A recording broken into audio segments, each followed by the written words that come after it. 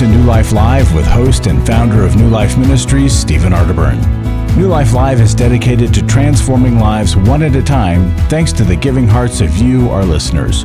Our goal is to provide you with wisdom from God's Word to give you hope and help in life's hardest places. If you have a question you'd like to ask today, our phone lines are open. Call 1-800-229-3000. That number again is 1-800-229-3000. Now here's Steve. Welcome to New Life Live. This is Chris Williams sitting in for Steve today, and I have in with me in studio Dr. Sherry Keffer. Hey, good to see you. Great to see you. Glad you're here. Thank you. And Dr. Alice Benton. Hello, and hi, everybody. We're so excited to talk with y'all today. I'm excited. It's a doctor sandwich. With me, with a meat in the middle. You can't beat that. You're the best part, man. It might be bologna in the middle. Yeah. We'll see. Alice and I are the bread. Yes. Well, we have the Intimacy in Marriage workshop coming up here in October. It's going to be in Columbus, Ohio. And I just want to start the show off this way. For me, October is my anniversary month. And there's been nothing more shaping and impacting in my life other than my relationship with Christ than my relationship with my wife. Again, there's not an area of our lives that aren't impacted by our marriage for those of us that are married. What is the benefit of investing in a marriage, especially in one of these workshops? Well, I you know what is amazing to me is I see folks that come and they're so hurt.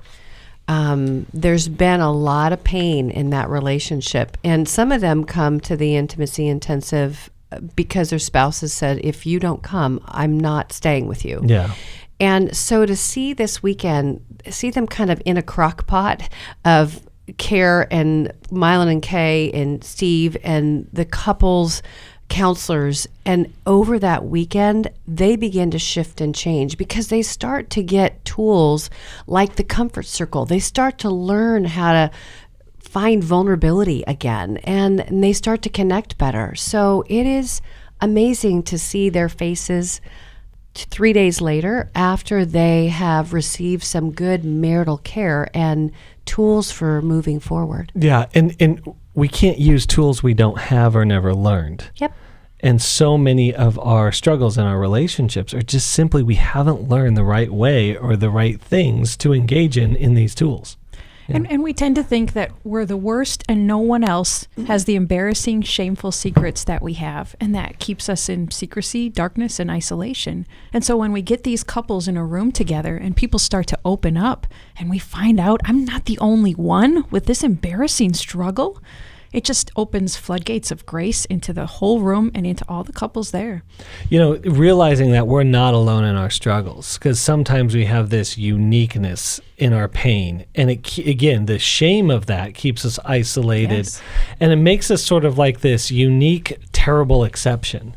But when we know that marriage is a reflection of our human condition and our struggles in life, and we all share it together, and therefore we can all find the solution together. Mm-hmm. Yeah. I had a couple at the last Intimacy Intensive, and you know what's really good about group is we don't always see how we're coming across. And I had a couple, a husband and wife, and this wife had no idea that she had some, I would say, unrealistic expectations for her husband. She didn't know that she was doing it, but over the weekend, people began to see, wow, he's on a tight rope. And he was discouraged and feeling like no matter what he did, it was never enough. Yeah. But the honesty that came to her that weekend and her humility when she realized, oh, I didn't realize I had you on such a tight rope. She began to give slack. He began to open up. They started the comfort circle and everybody was watching. But all of us get in situations like that in our marriage, and we end up hurting the one we're with instead of walking life with them. Absolutely.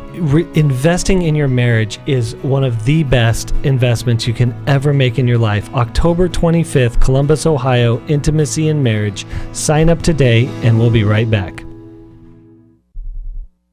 I came into this thinking that my husband was the cause of many of our issues. The New Life Intimacy and Marriage Workshop is coming to Columbus, Ohio, October 25th to the 27th. But after learning about our attachment styles, I understood how our past hurts were playing into our present problems.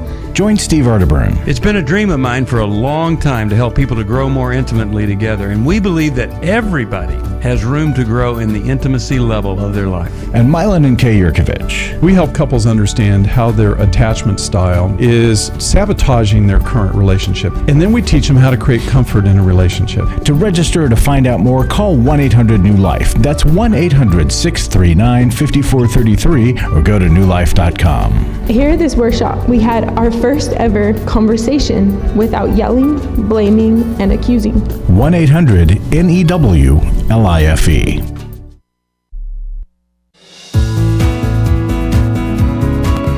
To find out more information about New Life or to order any of the resources mentioned on today's program, call 1-800-NEW-LIFE.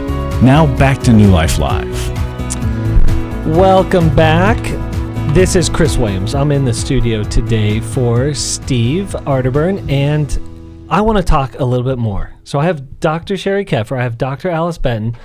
I have with me two incredible professionals that are helping people work through life's most difficult circumstances, and I know that you guys see it all. And what I see is that we're living in an age of epidemic anxiety. Mm-hmm. What's driving this just tsunami of anxiety that we're experiencing in our lives? I think, I think it's many things, but let me just start by saying our culture has changed in the last, 15 years as far as technology goes. So back in the day, when I was in school and you all were in school, it's like this device that now is our umbilical cord didn't exist. Yeah. And so we have kids that are growing up with these devices. We cut their umbilical cord, and then all of a sudden within, 48 hours, they have some kind of technology that they're attached to. And so it really changes the way that we're in relationship because we feel like we're always on demand. And it changes the way we rest. We don't rest because I feel guilty if I get a text and I don't respond to it because then someone may not like me. I get the thumbs down. Yeah. And so it's burning out our adrenals. It's creating an anxiety disorder because we're all so committed to a device. Now, this isn't going away, but we have to, as people, as families, as individuals, learn how to lay the device down, even at dinner. Okay, give you a quick example. So we were out at dinner with some friends the other night, and I played a game. I said, okay, gang, it's so great to be with you all. Now, everybody put their phones in the middle. First person that picks up their phone pays for dinner. That's a great And you know what happened? We had a really great conversation. In fact, we were there like 2.5 hours. We had to tip the server extra good. But please do that when you're there 2.5 hours. Yes. Take care of them. I used to be a server. But all I'm saying, you can do things like that to turn it off. You can do that whether you're with friends or whether you're out with your spouse, whether you're with your kids. It's like devices off. Yeah, absolutely. And the way we communicate through them, it creates a superficial intimacy. Yeah. Texting, social media, any of it, we can feel like we're connected on the surface, but who really knows what we're thinking and what we're actually going through? And we have to get the face-to-face, eyeball-to-eyeball interaction. That's what really breaks the isolation, when we allow our souls and hearts to be shared with one another, and that doesn't happen well through technology. Absolutely. I talked a lot about this. I was in last week. I recorded 5 segments on anxiety and overcoming anxiety, and really spent a lot of time on the impact of social media. And so it's really important because what we're tying ourselves to, it's either taking away our energy or giving us energy. And our technology, I say, may give us short-term energy, but it's not sustainable or reusable. Deep connection is our sustainable and reusable energy with the people around us face to face. And as parents, it's really a battle worth fighting. Yes. It's easier to let our kids spend a lot of time with a screen. It's hard to require that they put it down and interact with us, but it's an invaluable gift to them in the long run, even if they don't appreciate it now, which they probably won't. Absolutely. And I was talking to somebody recently, and she is struggling to really connect face to face. And so how she described it was, well, you know, I get up in the morning and then I wait to have my phone ding with somebody who's reaching out to me. And that was her source of connection. Now, I'm not saying that is the only source or the bad source, but it was keeping her from actually being face to face with some girlfriends. And so she and I, one of our goals is, I want you to develop a group of 3 or 4 women. Now, you don't have to have them all in the same room, but we have a goal of her connecting face to face over a month with 4 different people and not relying on the ding of her phone to fill that need. We could fill up an hour just talking about the biological impacts of face-to-face interaction and the health of that. But with that, let's go to the phones. Let's go to Faith in Washington, D.C., listening on WAVA. Faith, are you there? Yes, praise the Lord. Yes, praise the Lord. We get to talk to you. How awesome is that? Oh, that is terrific. I just had a traumatic conversation with my older sister. Okay. Who was on the phone. I just called to check on her, and she was on the phone. She's like, the family has done me wrong, and telling me things that our siblings did like over 30 years ago. Which I don't remember it is, and she's like, well, I can't talk to you because my heart, you know, she's had a heart attack and all of this, and this sister, she's left Jesus. This sister, my mother had 10 children. Wow. This sister was a Christian, got baptized as a teenager, but then she left and married a man and was a Muslim. And she left that, and now she's off into some kind of something where they go off on these retreats, and they light candles, and they do this. So I'm thinking that some spirit took over her, and I don't know what to do to help her. Well, how can we help you? I don't know. I'm just totally lost. Her mind, she needs, her brain is, you know, I mean, she needs help, and I don't know how to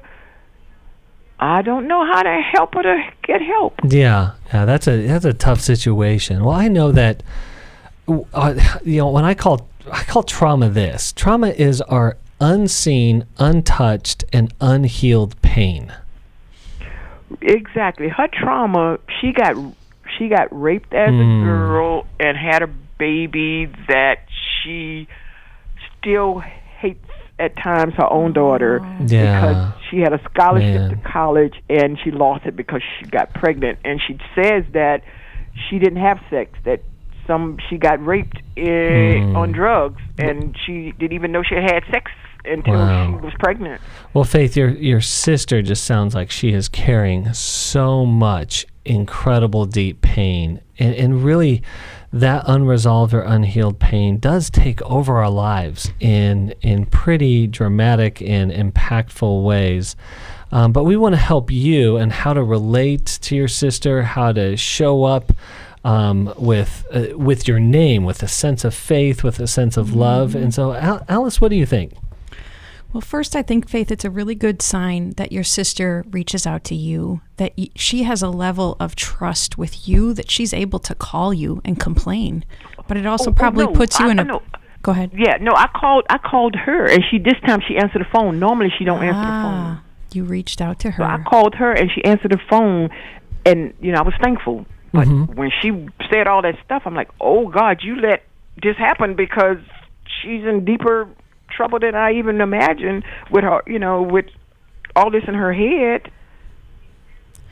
And Faith, what did it do to you? What emotions did you feel hearing I start crying. I'm telling her I want my sister back. I love you. I want to talk to you. She's telling me I can't talk to you because it's interfering with my heart, and I can't talk. And she hung up.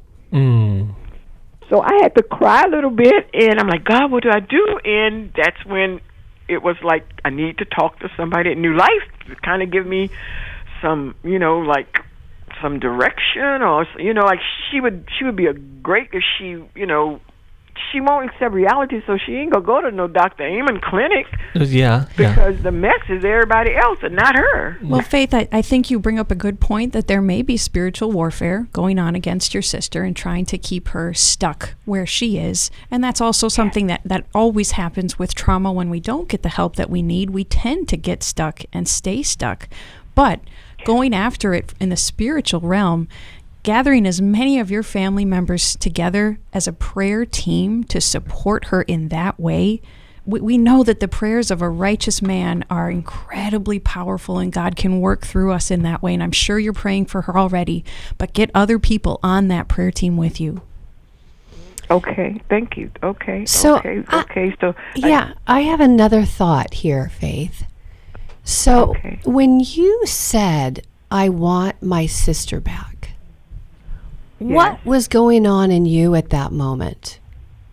My sister, we used to be, close, and I love family. I love family, and But I what feel was so going on? obligated. What was going on in you that the sister that was on the other line made you not want that sister?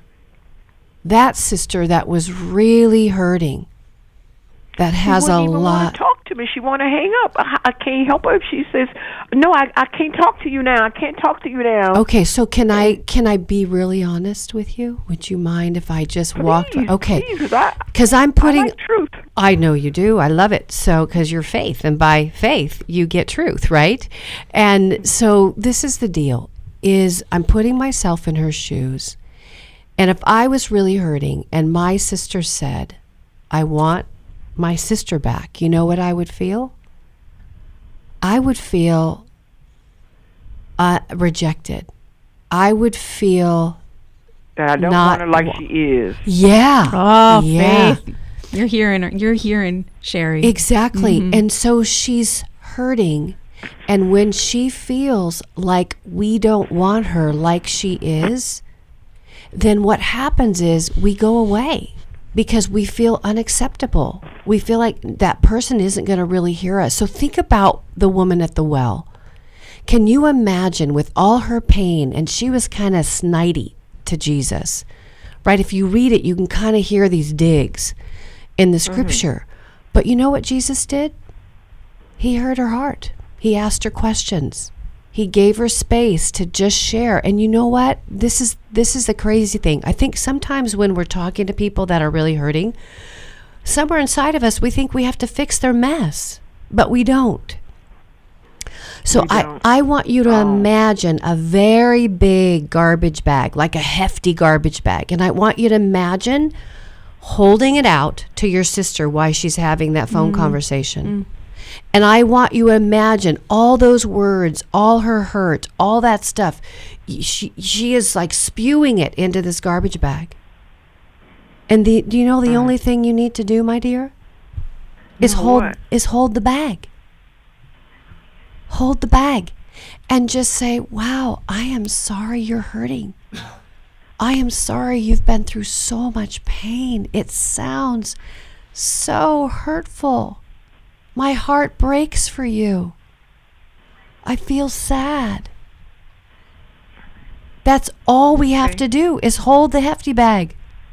You don't have to sort it out. You don't have to fix it. You don't have to repair your family stuff. She's just looking for a place to let it out. What do you think about that? So do I just send her a nice little card and say those kind of things on it? Because remember, she won't talk to me on the phone. You call her back and you leave a message that says, "I am so sorry that I said, so sorry. I want my sister back because that was wrong of me." You own it 100%. And then you say, "If you ever give me another chance, if you ever pick up again, I'm going to just listen because I want you. I want you even though you're hurting. I want to listen." But then don't fix. Just listen. Offer her empathy. That's all you need to do right now.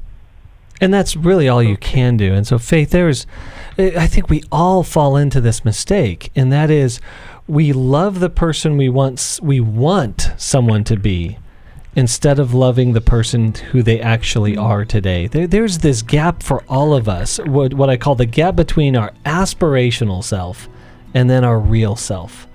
The only way that love is going to have an impact is on the real self. And I just love what you guys are sharing, because as faith, I want you to hear that. Use your faith. Use Christ in prayer. Use the spiritual resources around you. And that beautiful metaphor of like, listen, you're not absorbing her pain. You're holding the trash can as she needs to spew it out, her pain out into it. And then you're just taking out the garbage. But you're not personalizing it. You're not making it about you, because it's really not. It's about her pain. Yes. So Faith, you love well, you care well. So keep exhibiting or expressing the love of Christ. You'll be just fine. So, and we're going to be right back after this. My wife had found me out through my past and my sexual addiction since I was a small child. It really gave me the opportunity to start digging into my past, start digging into my childhood, figure out what was causing me to feel the way I was feeling. Every Man's Battle will really give you that opportunity, because all the guys there in that room are there for the exact same reason you're there. I don't want to be the reason that my kids are going to counseling. I don't want to be the reason that they begin to struggle with the same issues that I'm struggling with, and I've got to put an end to this. Yes, you can be different. God does love you. You can be forgiven for this, and there's a way out of this. But you have to acknowledge that you have to change, and that there's a problem. If you're struggling, call us. There are people on the other end of the line who want to hear from you, who want to help you. We don't want you to hand down something to another generation that just looks like pain and destruction.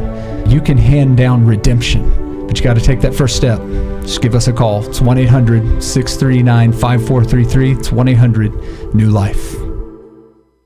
Hi, this is Steve Arterburn, and for 30 years, New Life has been the most trusted name in Christian counseling. I'm an addict, and I'm trying to get God in my life again. You seem to be able to get to the crux of a problem quickly. Our Christ-centered treatment programs can help you break free to embrace all that God has for you and your family. I just want to thank you guys for bringing me to a relationship with Jesus. There really is help for marital problems, depression, addictions, panic attacks, and feelings of hopelessness. I came back with so many tools to help me prepare myself to fight this struggle and this battle that I have every day. You can start living again today, living the life God intended for you. Help is available at 1-800-NEW-LIFE. They did care, and they did follow up very lovingly, and it made all the difference in my life. Call us at 1-800-NEW-LIFE. Someone who cares is waiting at the other end of the phone. God can open the door to a better tomorrow right now. Just call us at 1-800-NEW-LIFE. 1-800-639-5433.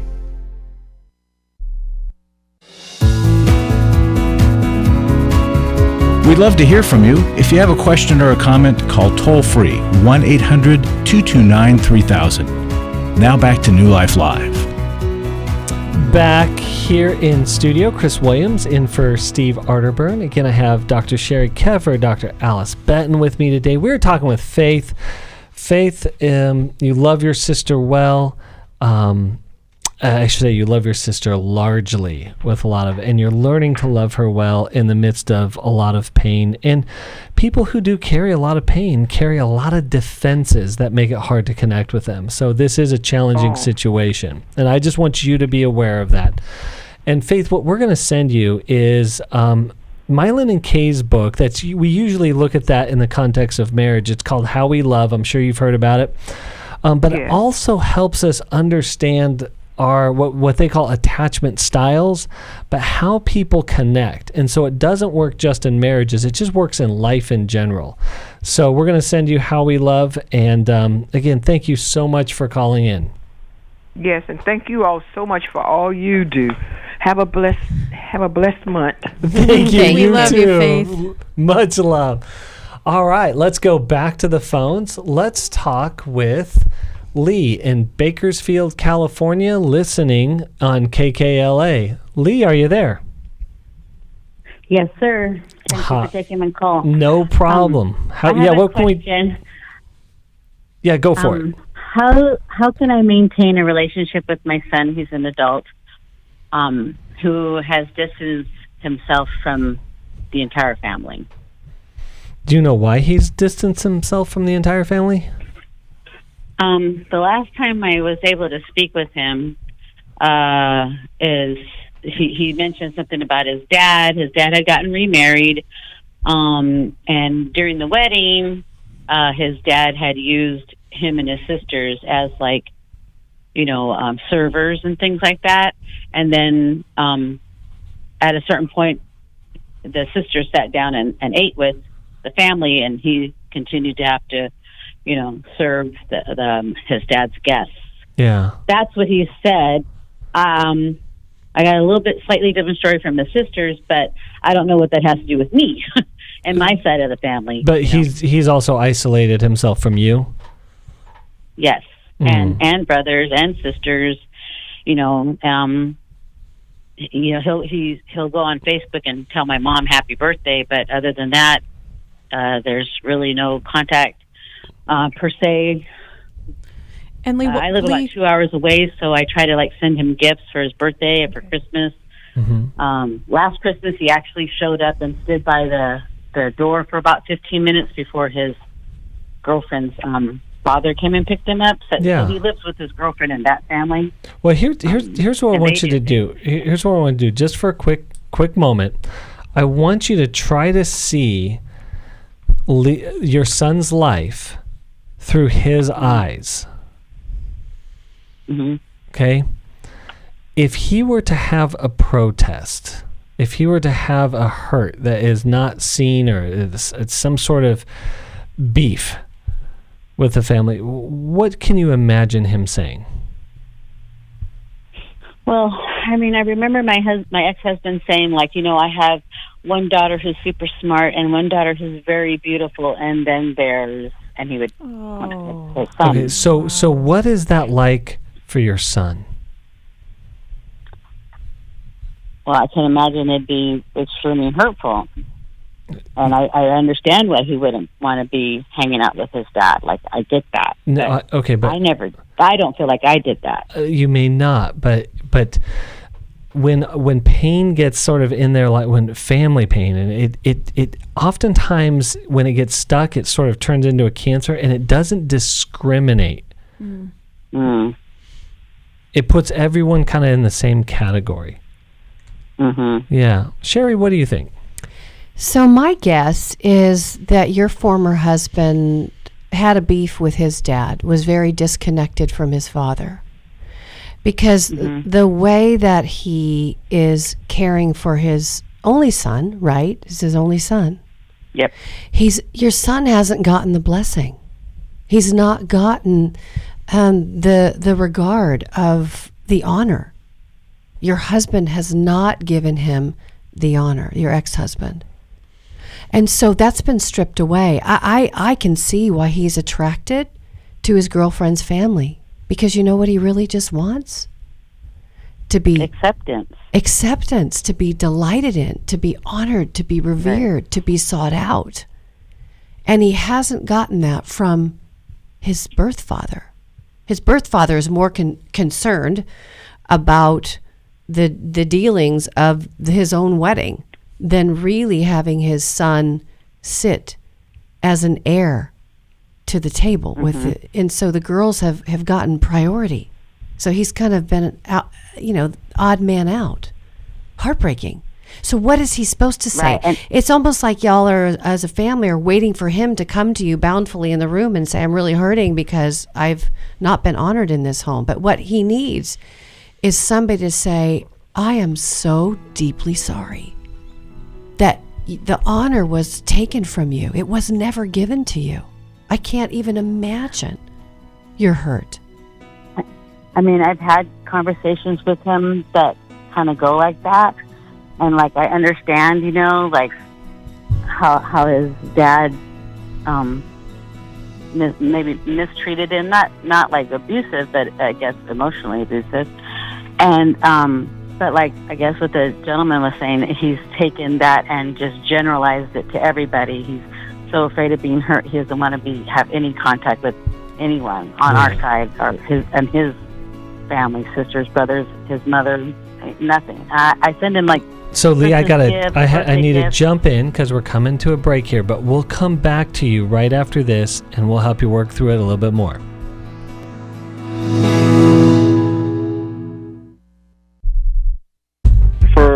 Most of my life I've been dealing with an opiate addiction. Why is opioid addiction quickly becoming one of our nation's biggest killers? Maybe it's because it isn't only those who are addicted who are in denial. We did what I see so many parents do, is it can't be an addiction. There's something medically wrong. It's impossible to solve a problem when you don't know what you're up against, and families will try to find any explanation except the one that will put them on the right path. Alcoholism and drug addiction is a family disease.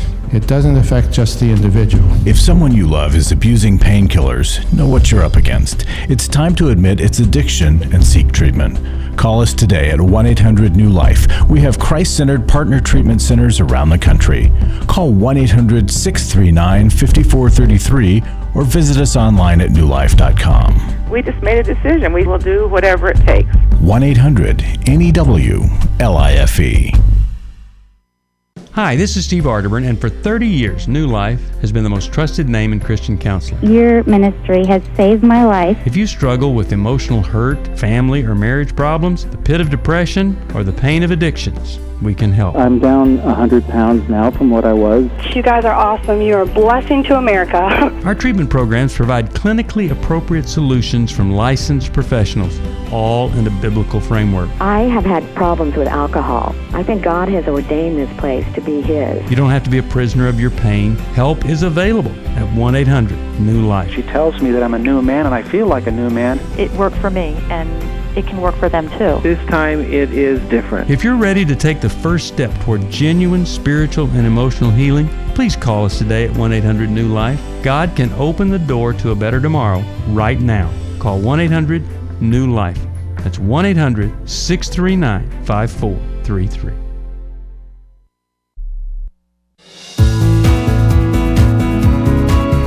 We're glad you joined us for New Life Live. To be a part of the program, call 1-800-229-3000. Now back to New Life Live. Welcome back. Chris Williams in for Steve Arterburn today. We're talking with Lee in Bakersfield, California. And Lee, I want to reiterate a little bit about what Sherry was telling you. But what is clear to me is that your son feels missed. And if you're willing, this might be a little bit more challenging feedback, but I believe it can be very, very helpful. And that is, whether he's missed by his dad or whether he's missed by you, he just feels missed. And what I want you to be able to do in your relationship with your son is, the first thing is remove your ex-husband from the picture. This is not about his relationship with his dad. This is about his relationship with you, because it's the only thing that you can control. Then the other thing is that as you reach out and try to connect with him, I want you to listen well. Don't worry about fixing him or correcting him. Sherry was making that, we're not trying to do anything with him, make him any different than what he actually is. We're just trying to give him a space where he can be heard. And you don't even have to agree with it, and it doesn't even have to be true. I know that sounds weird right now, but he just needs to find safety in the relationship, and that is going to come from being seen, heard, and understood. So can I be really, really personal with you, Lee? Would you mind? Sure. So what I observed on this, what I observed on this call is that when I was talking, right, and letting you know that he missed the honor he has not been delighted in, where you went is you began to explain about the gifts you wanted to give him. Or, and what that is, it's kind of, I believe your love language is probably gifts, right? But he doesn't need gifts. That's not helping him. What he needs is wows. Wows. He needs to be delighted in. He needs you to see him. So when you go on Facebook and you see that he's doing something kind of cool, you say, hey, you call him, leave a voice message, or see if he picks up and say, hey, I just want you to know I love how well you're connected to your girlfriend's family. It's so fun to see you interacting with them. I love that you came by our house. Thank you for being so faithful. Thank you for connecting with us when you can. I love this about you. I delight in this about you. That's what it means to honor somebody. That's what it means to delight. It has nothing to do with gifts. It has everything to do with our words of affirmation and noticing him, because he wasn't noticed by his dad. And so you, as a mom, can do some things that aren't going to repair his daddy wound, but can basically build a bridge of delight and honor to him. Lee, I have done that, but like I said, there's very little on Facebook. But when something does happen, I do say that. Like the time that he did come for Christmas, they made tamales, so I was all over that. Thankful, and they tasted so good, and the cookies, and I just but you missed him already. You missed him already. This is I want to be so specific with you. I don't care about how the tamales tasted. It's not about the tamales. It's about him. Just his effort that he came. I just was glad that he was there, even if it was only for 15 minutes. Right, but it's not even. Maybe the question really is how do I deal with my loss and broken heart? That's right. Having him in my life. I think maybe that's probably the bottom line, because whatever I do as a mom, it's not really received, and obviously I'm not maybe speaking his love language. Okay, so Lee, this is so painful for you, and it's so unfair that a lot of the damage that his father did has repercussions for you and your relationship with your son. And even our feedback to you must feel very unfair too, because it's still you making effort when his father is not, and his father is undermining, I'm sure, your very good attempts to love your son and bring him back into relationship. Lee, one of the toughest things that we have to do as parents is to acknowledge that we do play a part as just as imperfect parents in what our children struggle with. We play some minor part. I want to give you two thoughts to try to open conversation with your son again, and this will be hard to do, but it will bring humility and it will lower his defenses. Lee, if you can acknowledge, son, I know that you've been through our divorce and that affected you, and I know that I can't protect you from Dad. I can't stop the way that Dad talks to you, and I know that hurts you, and so you push back from all of us.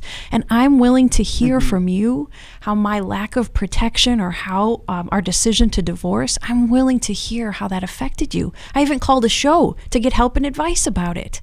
But it's our owning our peace that can reopen those doors that have been closed with our son, and keep doing these good things that you're doing. Keep that support up. Keep those supportive comments up.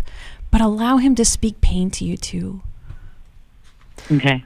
Yeah. So this is painful, and I want you to hear it. There's a lot of good things here, and the last thing I'll say is try as best as you can to depersonalize yourself from his pain, meaning try not to make his pain about you, but about him. I know that that's really hard, and that will require some of your own work, but we're going to send you a copy of How We Love Our Kids. And again, Mylon and Cages do a great job of showing how, again, pain creates these unhealthy ways to connect called attachment styles.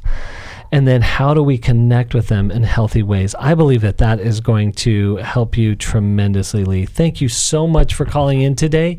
And we pray for you, and we wish you very, very well with you and your son. I want to jump in on another call here today, guys, and let's go with Danny in Houston, Texas, listening on the app. So, Danny, how can we help you today? Hi, yes.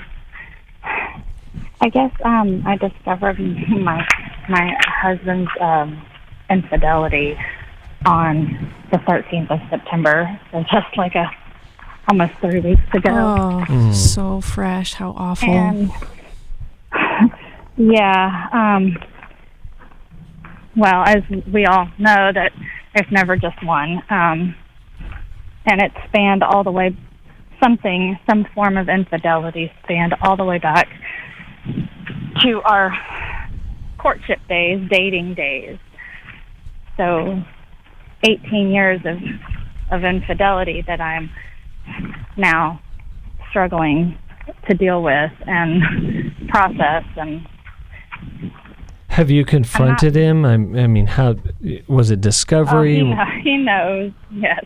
Okay. He was discovered red-handed, if that's what you want to call it. Okay.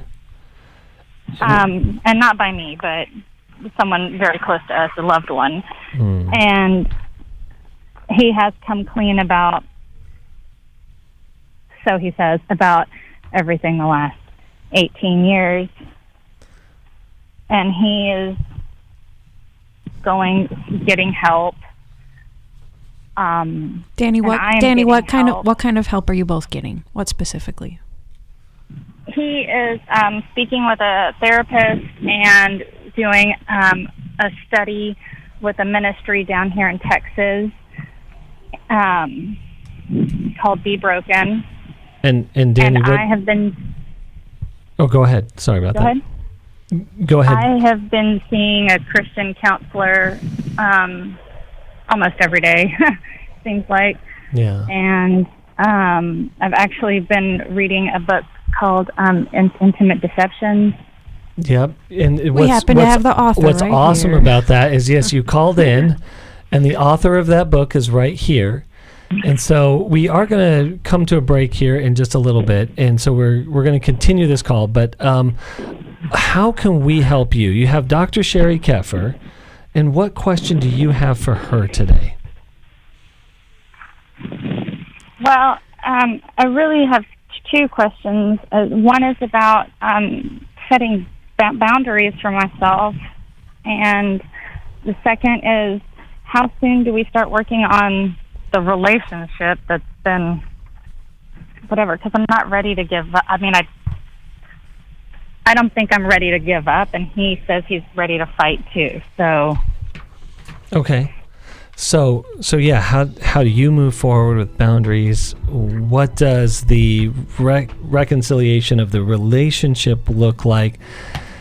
Yeah, Danny, there is a lot here. And again, we're going to come up to a break here shortly, but we will really dig into this. But before we do, Sherry, any thoughts before we go to the break? So first off, wow, Danny, I'm just sorry about all of this, because I imagine there's a lot of shock right now. And I mean, it's 18 years of your relationship. And sometimes in that shock, we want to move back into relationship just to make the whole bloody mess go away. But we're going to help you out. We're going to give you some steps. We're going to help you know what to do next when we get back. Thank you for calling in, and yes, we'll be right back.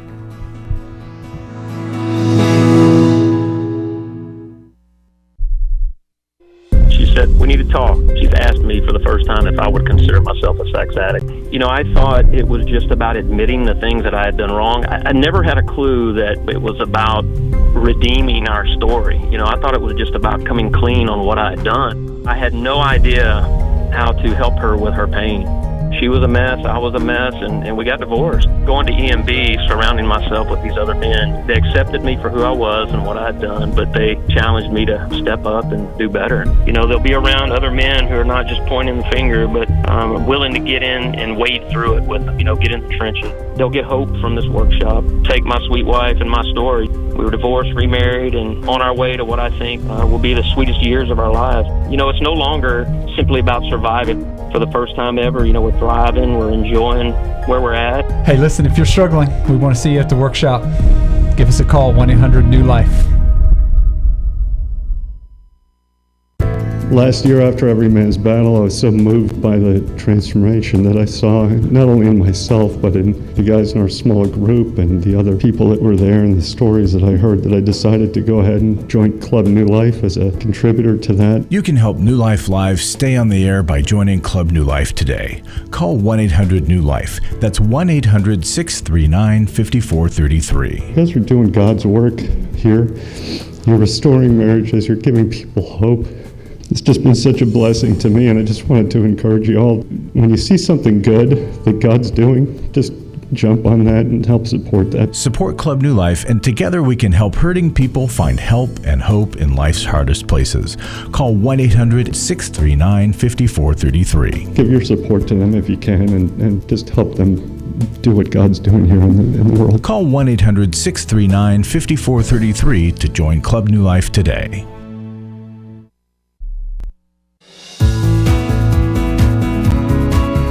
To find out more information about New Life or to order any of the resources mentioned on today's program, call 1-800-NEW-LIFE.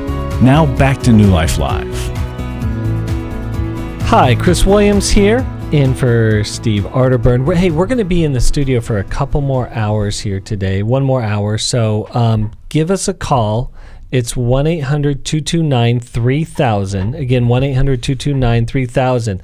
We'd love to hear from you. Right now, we're talking with Danny, and she has discovered 18 years of infidelity in a relationship. And so, Sherry, help her out. Yeah, so I can really appreciate, and I love the fact that both of you are wanting to fight. I mean, that is the best case ever when we have a couple that is in a situation where the infidelity has occurred, they've found out about it, but they're willing to roll up their sleeves, figure it out, and then walk through the steps. So I'm glad he's connected with Be Broken. I'm familiar with them, and that you're seeing a counselor. But let's talk about a second about setting boundaries. So boundaries are not about punishment. They're really about setting safety parameters for you. And it's somewhat of a like a gate or with a no trespassing sign, because he's been trespassing in your marriage. He's had multiple relationships, and so he needs to know that you're serious about the fact that that's not only not okay with you, but that you're going to put some guidelines around yourself to protect yourself, your kids, your marriage, and all of that. That fidelity is important. So in the midst of this, there's usually 3 questions that come up when it comes to boundaries, like who's the owner of the problem? So in your case, who's the owner of the problem? He is. Yeah. Who's in control of that problem? He's in control of that problem. And who's responsible to fix that problem? He is. Okay. So the burden of responsibility to fix his acting out is him. And I might suggest that you have him come to one of our Every Man's Battle weekends, because he's going to meet a lot of other guys that are like him and continue his healing and get connected even above and beyond Be Broken, right? Because he needs other men and stories that he can see what it looks like to be on the other side. But you have got to guard and protect your heart. You've got to start your healing from the betrayal trauma. And no one else can help you do that.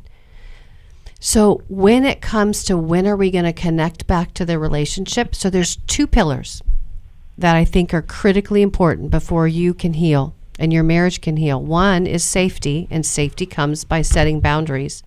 The second one is the truth. You've got to have the truth of what happens. His disclosure, right, that came on the heels of it leaking out, right? And he gave you a whole bunch. He gave you a lot.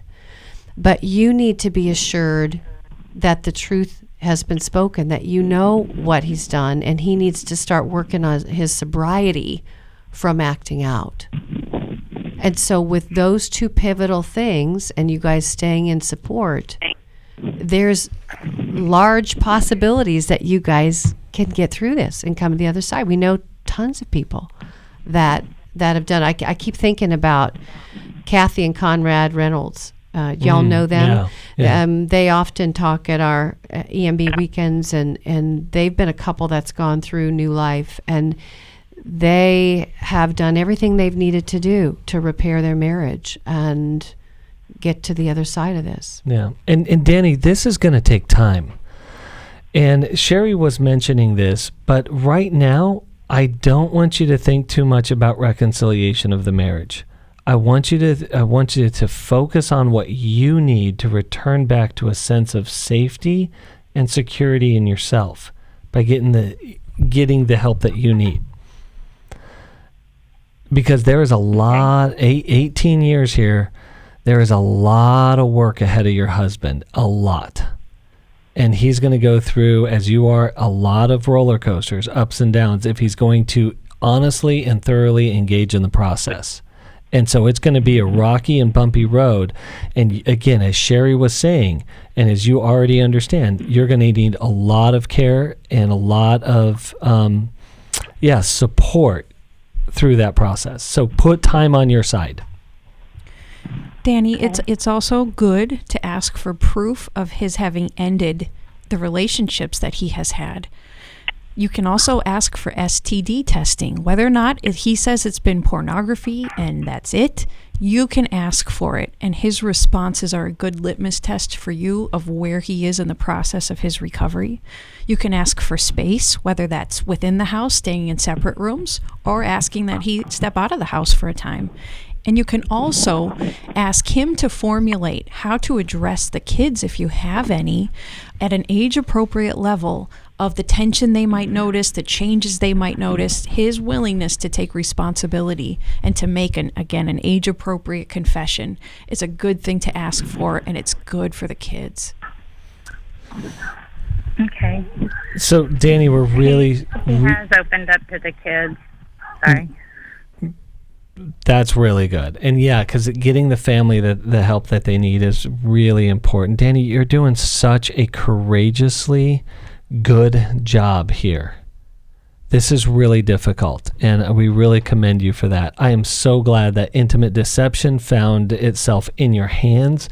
This is a phenomenal resource. I'm not saying that because Sherry's sitting next to me. I'm saying that because I give this book out all the time in my own practice. And it just really helps you. We're also going to send you a copy of Worthy of Her Trust. Yes. Because it's going to kind of help give you a framework for what it looks like for the marital reconciliation.